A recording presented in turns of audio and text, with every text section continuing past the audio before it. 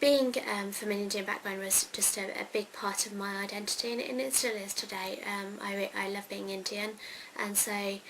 I found it quite difficult, almost a kind of identity crisis, I guess, because I had a group of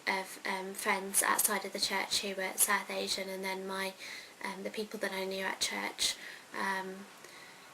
a few of them were from a South Asian background, so it was almost like I had these kind of two groups of friends, and a kind of leading a bit of a double life, I guess. A lot of Indian families would want you to toe the line, to do whatever they do, to take part in their prayer meetings or their bhajans or do their religious festivals, and it goes against my conscience and against what I believe now, so you have to strike a balance between being clear on what you believe and not compromising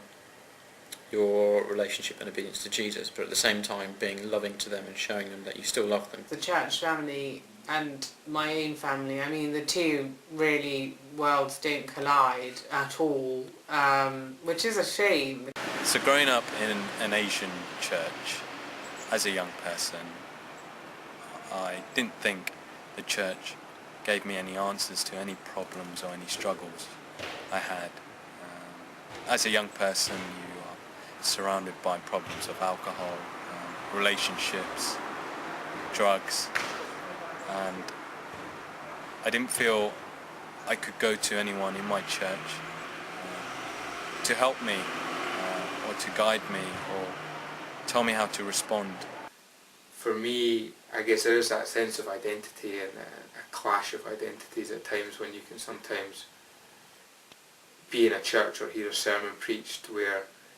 you feel that maybe they've actually missed sometimes the essence of what Jesus was saying, because you maybe have some of that South Asian understanding of what family is and what the cultural context is maybe more relevant within a South Asian context to the time of Jesus than the context we live in now. And sometimes I feel that the church in this country fails to reflect exactly maybe some of the more eastern side of Christianity, and it's become this more kind of Western,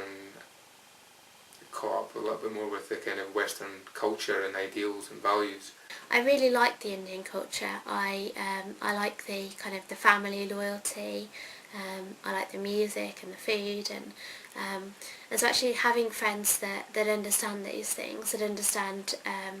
what it is like to be from an Indian background is really important. And I think they understand a part of me that that people that don't share that same background wouldn't quite understand. It does always surprise me that people think just because you're brown that you can't be a Christian.